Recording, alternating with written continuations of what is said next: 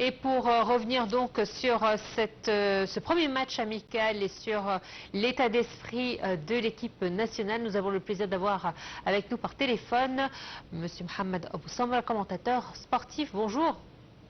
Bonjour madame, bonjour, comment allez-vous? Très bien, merci, j'espère que vous allez bien. Alors on commence par une note positive. Cette victoire 1-0 face à la Russie fait du bien au moral. Au-delà de ce résultat, qu'avez-vous pensé de l'animation offensive de l'équipe?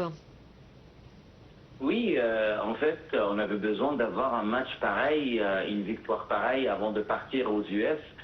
Ce soir, bien entendu, comme c'était prévu.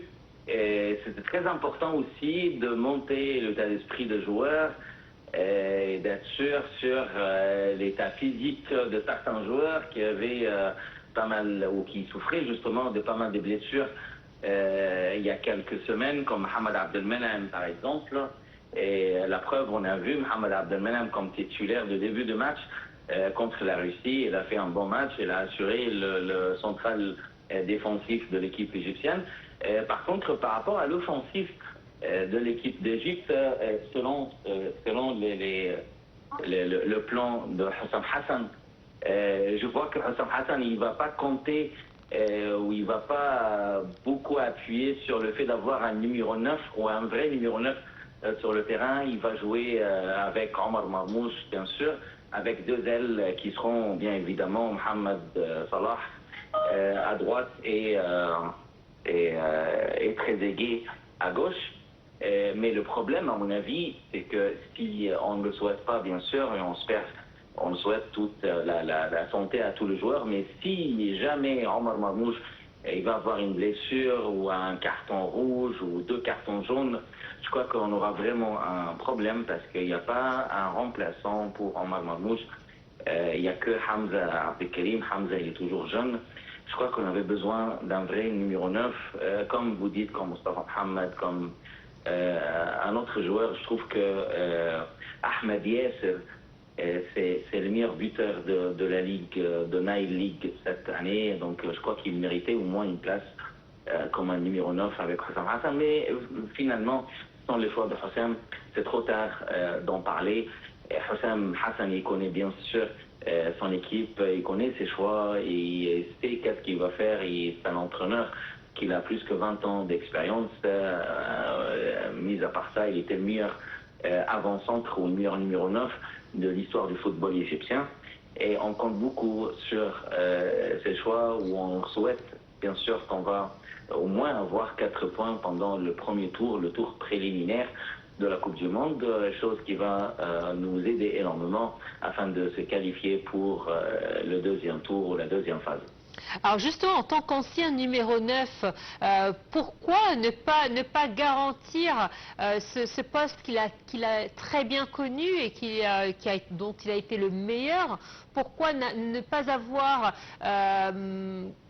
mis à disposition ou peut-être générer de nouvelles générations qui prendraient la relève, ou bien est-ce qu'on assiste là à un sentiment d'égoïsme, celui de vouloir rester le numéro 9 égyptien? Bah écoutez, pour être honnête avec vous, je crois que vu les talents ou bien le potentiel de joueurs égyptiens à cette génération, je peux vous dire qu'on n'a pas vraiment un vrai numéro 9 comme le potentiel de Ahmed Meta par exemple, Ambezaki et avant tout le monde bien sûr Hussam Hassan. Alors, et on trouve qu'il y a beaucoup d'équipes au monde qui jouent jamais avec numéro 9 comme Barcelona, la Barça en Espagne, ou comme Liverpool en Angleterre. Et ils jouent tout le temps à un plan offensif, mais ils n'ont pas un vrai numéro 9. Je crois que Hussam Hassan, il ne va pas tenter ou il ne va pas trop rester sur le vieux plan d'avoir un vrai numéro 9, un joueur de pointe, comme on dit, comme on l'appelle, comme Mustafa Mohamed avec FC Nantes, par exemple. Mais le fait de recruter un jeune joueur comme Aktay Abdallah et après éliminer Aktay et il ne partira pas avec eux aux US ce soir, je crois que Hussam Hassan il avait vraiment besoin de recruter ou bien d'appeler Ahmed Yasser. Il le mérite vraiment, c'est pas facile d'être le buteur ou le meilleur buteur de la Ligue égyptienne. Alors au moins d'appeler un vrai numéro 9 et après jouer ou pas jouer avec un numéro 9, ça reste toujours ton choix comme entraîneur. Mais comme je vous ai dit, on respecte tout ce qu'il a choisi comme joueur. Voilà. Et Alors, on attend que la réussite, bien sûr. alors justement, vous l'avez dit, la liste des 27 a suscité beaucoup de discussions et de polémiques, notamment sur l'absence de certains cadres en attaque et au milieu. Selon vous, quelle est la logique technique de Hossam Hassan derrière ces choix forts? Je crois, comme je vous ai dit, Hossam Hassan, il va toujours compter sur le contre-attaque. C'est-à-dire, il ne va pas chercher la possession de la balle, il ne va pas trop essayer de garder le ballon pendant très longtemps pour ne pas fatiguer le joueur égyptien vu le climat aux US. Ça, c'est la façon ou le plan de Hossam Hassan. À chaque fois, même pendant le match contre la Russie, pendant la première et la deuxième mi-temps, j'ai vu que Hossam Hassan, il va toujours laisser la balle aux autres, aux adversaires, et après, il va compter sur le contre-attaque.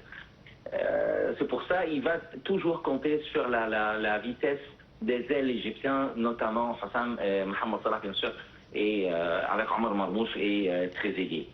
Et je crois que ce sera le plan de Hossam. Il va jouer avec un faux numéro 9, comme je vous ai dit, Oui. soit Omar Marmouche, soit Mohamed Salah, selon le match. Je crois que pendant le match contre la Belgique, je crois que Hossam, il va jouer avec un seul attaquant, soit Mohamed Salah, soit Omar Marmouche. Il va mettre beaucoup de joueurs au milieu de terrain, comme numéro 6, et il va toujours appuyer ou il va choisir Mohannad et Marwan comme numéro 6. Et je crois qu'il va rajouter Imam Achour pour justement bloquer le milieu des terrains contre les Belges. Oui. Par contre, pendant les deux autres matchs contre la Nouvelle-Zélande et Iran, je crois que Hossam, bien sûr, il va mettre trois joueurs en attaque, Omar Marmouche, Salah et Trezeguet, et derrière eux, je crois qu'il va mettre aussi Zizou et Imam Achour. Et au lieu d'avoir deux numéros 6, Mohannad et Marwan, je crois qu'il va commencer avec un seul numéro 6, qui sera bien évidemment Marwan Ataya. Je crois que Hossam Hassan ne va pas beaucoup changer l'effectif de son équipe. Il va toujours jouer avec Mustafa Choubet comme gardien de but, Mohamed Hani sur la droite et au centre défensif, il va mettre Rami Rabia avec Mohamed Abdelmanan. Sur la gauche, il y a toujours une discussion entre Ahmed Fattouh et Karim Zekri, mais je crois que Ahmed Fattouh il a plus d'expérience que Karim. Au milieu, comme je vous ai dit, Mohannad et Marwan, bien sûr, avec soit Imam Achour, soit Zizou. Ça compte, ça compte beaucoup sur la force ou la puissance du match. Comme je vous ai dit, quand on joue contre la Belgique, c'est pas exactement la même valeur quand on joue contre l'Iran ou Nouvelle-Zélande. Sachant que la Belgique faisait partie des champions du monde. Bien sûr, bien sûr. Et aussi, il y a beaucoup de joueurs belges qui évoluent justement en Angleterre et en Espagne. Effectivement. Alors, c'est vrai que lorsqu'on voit la liste des 27, on voit qu'il a voulu faire le pari de la jeunesse en intégrant de nouveaux visages comme le jeune Hamza Abdelkarim. Est-ce un choix audacieux qui rappelle ses prédécesseurs? On a connu des entraîneurs qui accordaient la même confiance aux jeunes. Je pense par exemple à Al-Gohari qui avait beaucoup misé sur la jeunesse et qui avait fait ce pari-là. Est-ce que c'est un choix audacieux, surtout que c'est un choix qui dépendra de notre poursuite dans la Coupe du Monde ou pas? Bien sûr, tout ça va compter sur la qualification pour la deuxième tour. Je crois que tout ça va se décider après le deuxième match contre Nouvelle-Zélande. Pour être honnête, parce que je crois qu'avoir 3 points ou gagner 3 points, ça sera largement suffisant, bien sûr, pour se qualifier. Et après la qualification, Hossam Hassan, je crois qu'il va changer beaucoup de choses, et surtout, comme vous dites, le fait d'appeler de jeunes joueurs. Hossam Hassan, personnellement, il a déjà eu cette expérience en 86 pendant la CAN, pendant la Coupe d'Afrique des Nations. En 86, il avait que 19 ans. Il était le joueur le plus jeune parmi l'effectif d'Égypte. Et voilà, il a eu l'expérience pareil avec El Gohari quand il a appelé la génération de Mohamed Sabri, Hazem Imam, Assam Al-Hadari bien sûr. Et il était tellement courageux d'avoir donné cette opportunité aux jeunes joueurs. Et je crois que le fait d'avoir un joueur qui joue bien, qui évolue en Espagne, surtout avec Barcelone, comme Hamza Abdelkrim. Hamza Abdelkrim est un très bon joueur et je crois qu'à partir de la saison prochaine, il sera parmi la première équipe de Barcelone. Et je crois que Hamza Abdelkrim sera toujours le remplaçant de Omar Marmouche. Alors, vous l'avez dit, dans notre groupe, il faut surtout craindre la Belgique qui possède de très bons joueurs qui jouent dans différents clubs de renom. Est-ce qu'aujourd'hui, le moral de l'équipe nationale est plus que jamais important? Est-ce qu'ils ont besoin d'avoir confiance en eux et en l'harmonie de leur équipe?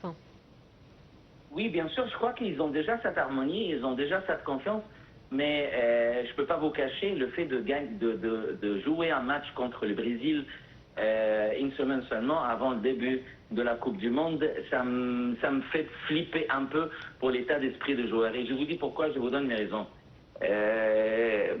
Si on va gagner ce match, je crois que c'est un peu difficile de gagner un match contre le Brésil, mais bon, j'espère que même si on va pas gagner, et même si on va le perdre, je crois, ou j'espère pas que ça sera un résultat un peu lourd. Justement, ce résultat, ça peut affecter négativement, bien sûr, l'état d'esprit des joueurs avant le début de la compétition. Et ça peut aussi leur donner trop de confiance en eux. Des critiques contre Hossam Hassan et ses choix. C'est pour ça le fait de jouer un match contre le Brésil, ça me fait peur un peu. Ça me fait peur, mais j'ai toujours confiance à Hossam Hassan, j'ai toujours confiance aux joueurs égyptiens. Ils ont déjà joué de grands matchs contre le Brésil, comme les joueurs de l'Ahli, comme les joueurs qui jouent en Angleterre et aussi en Espagne. Mais quand même, j'espère que ce match ne sera pas un match très lourd pour les joueurs égyptiens. Là où je voudrais aussi insister, c'est que également ce match, si jamais l'équipe nationale le gagne, pourrait leur donner trop de confiance en eux, et là aussi ce serait négatif. Exactement, ce genre de match, de gagner ou bien d'avoir une victoire, ça peut aussi donner beaucoup de confiance.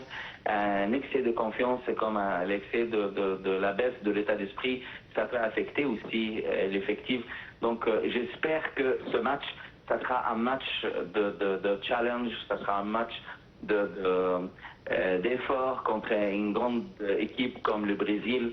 Et pour moi, je crois que ce match, ça va terminer soit un match nul, soit un petit résultat ou une petite victoire pour le Brésilien, 1-0 ou 2-1 ou 3-2 pour le Brésil. Et je crois qu'un résultat pareil, ça peut donner justement beaucoup de confiance pour les joueurs égyptiens. J'ai peur aussi qu'ils le gagnent, parce que s'ils vont gagner, voilà, ils vont se croire que voilà, ils vont avoir la grosse tête, comme je dis, pendant le match contre la Belgique. En tout cas, je compte beaucoup sur l'expérience d'Hossam Hassan et les joueurs. Et je crois que les joueurs, ils sont déjà équilibrés mentalement pour ce genre de challenge, ce genre de match. On l'espère en tout cas, car effectivement,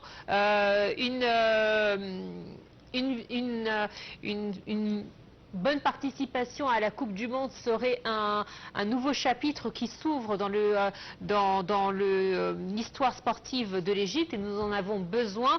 L'équipe nationale ne fait plus de belles affiches ou de belles démonstrations depuis plusieurs années. Et effectivement, ça se ressent même en interne, c'est-à-dire que nos équipes, nos clubs en Égypte souffrent justement de cette absence de dynamique du public et ce dynamique glorieuse que nous avions au cours d'une certaine période.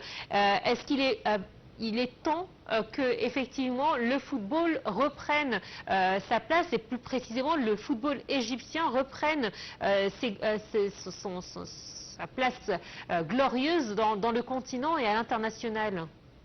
Oui, pourquoi pas. La dernière version de la Coupe du Monde, on a bien vu le Maroc qui ont fini en Effectivement. quatrième place. pourquoi pas. Et le Maroc, en fait, c'est pas loin de niveau des joueurs égyptiens. Alors pourquoi pas, ça peut justement donner voilà, une stimulation pour le joueur égyptien d'avoir une histoire d'achever quelque chose pour eux et aussi pour le football et le sport égyptien en général.